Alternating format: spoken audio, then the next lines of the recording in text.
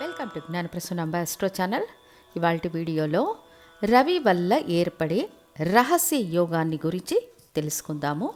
జ్యోతిష శాస్త్రంలో రవి ద్వారా ఏర్పడే యోగాన్ని ప్రధాన యోగంగా పేర్కొన్నారు. ఈ రవి యోగానికి ఏ ఏ గ్రహాల వ్యవస్థ ఎలా ఉండాలి అని మనం చూచినప్పుడు మీ జాతకంలో లగ్నం నుండి 10వ స్థానంలో రవి ఉండాలి.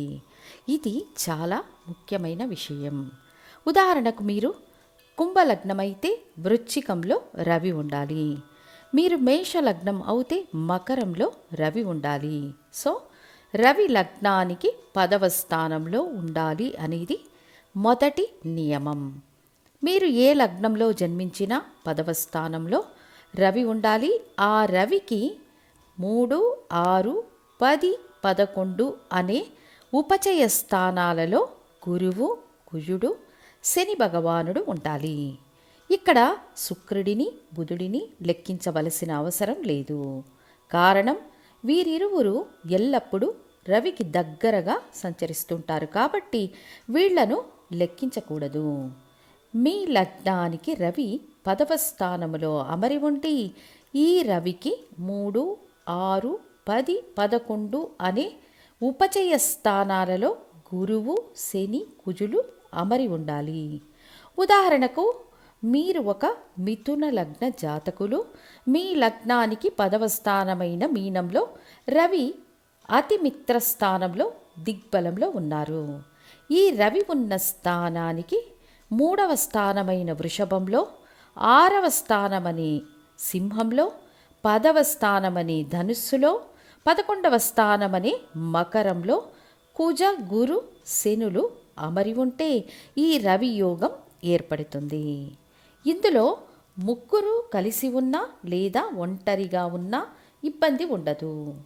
ఇక 10వ స్థానంలో ఉన్న రవికి 3వ స్థానంలో శని భగవానుడు, 6వ స్థానంలో గురువు, 10వ స్థానంలో కుజుడు ఉన్నారంటే ఇది ఒక అద్భుతమైన రవి యోగం. ఈ రవి యోగం ఎలాంటి ప్రయోజనాలను ఇస్తుంది అంటే మొదటిగా ఆరోగ్యమైన జీవితం, మంచి జీవనోపాధి, దృఢమైన దేహం, ఇతరులను ఆకర్షించే స్వభావం, రాజకీయాలలో ఆదాయం, అధికార స్థానాలను సాధించడం మరియు బాధ్యతాయుతమైన పదవులను నిర్వహించడం. పైకి చూసినప్పుడు ఇందులో ఏ యోగం ఉంది అని సందేహం ఉంటుంది. ఎందుకంటే మనం ప్రతి యోగాన్ని లగ్నరీతిగా, రాశిరీతిగా లెక్కిస్తుంటాము. కానీ ఇది నిజంగా పరోక్షంగా ఆత్మకారకుడైన రవి ద్వారా ఏర్పడే యోగం. ఇకపోతే ఈ రవి యోగానికి రవి 10వ స్థానంలో దిగ్బలాన్ని పొంది ఈ రవికి ఉపచయ స్థానాలైన 3, 6, 10, 11 స్థానాలలో గురువు, కుజుడు, శనులు అమరి ఉన్నప్పుడు అత్యంత అద్భుతమైన శక్తివంతమైన పదవి, అంతస్తు, శక్తి, విజయావకాశాలు, అధికారం, రాజకీయ లబ్ధి మొదలైనవి లభించే సూక్ష్మ రవియోగం ఏర్పడుతుంది. రవియోగం ఉన్న వాళ్ళని చూస్తే ప్రకాశవంతంగా ఉంటారు. ఈ బాహుబలి సినిమాలో హీరో ఉంటారు కదా, అలా ఫుల్ బాడీ స్ట్రక్చర్తో ఉంటారు. తీక్షణమైన దృష్టి, దేహబలం, ఇతరులకు మార్గం చూపించే వ్యక్తిగా, నాయకత్వ బాధ్యత, అధికార పదవులను అనుభవించే యోగం, ఇతరులను నియంత్రించే అవకాశం మొదలైనవి రవి యోగం వల్ల ఏర్పడతాయి. మీరు రాస్యాధిపతి, లగ్నాధిపతిని గురించి ఏమనుకున్నా లగ్నానికి ఆరంభ బిందువు రవితోనే ముడిపడి ఉంటుంది. ఆత్మకారకుడు రవి లేకుండా జ్యోతిష్యమే లేదు. విదేశాలలో జ్యోతిష్యం రవిని బేస్ చేసుకునే ఫలితాలు చెబుతారు. సో రవి ద్వారా ఏర్పడే ఈ యోగం మిమ్మల్ని ఎదురులేని శక్తివంతులుగా చేస్తుంది. అంతేకాక పరోక్ష అధికారమున్న వ్యక్తులుగా కూడా మిమ్మల్ని సృష్టిస్తుంది.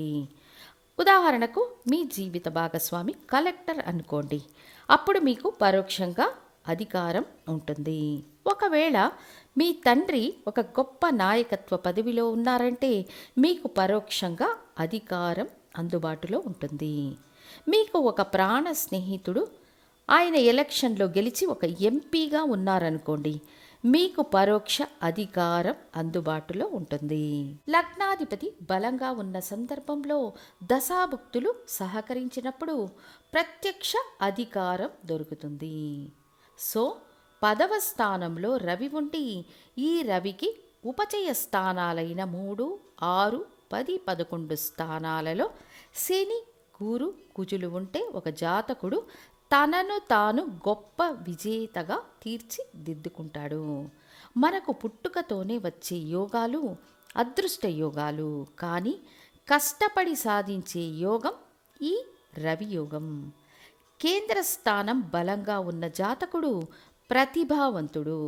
త్రికోణ స్థానం బలంగా ఉన్న జాతకుడు అదృష్టవంతుడు. కష్టపడకుండా వీళ్లకు అన్నీ దొరుకుతాయి. కేంద్ర స్థానం బలంగా ఉన్న జాతకుడు తన మార్గాన్ని తానే ఎంచుకుంటాడు. దానికోసం కృషి చేస్తాడు. పదే పదే ప్రయత్నిస్తూనే ఉంటాడు. ఎప్పటికైనా తన లక్ష్యాన్ని సాధిస్తాడు. ఆ విధంగా చూచినప్పుడు రవి ఉపచయ స్థానంలో ఉండడం మంచిది.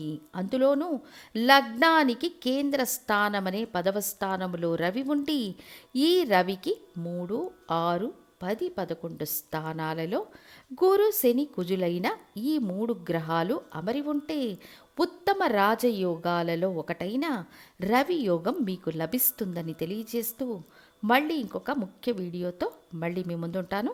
ధన్యవాదాలు.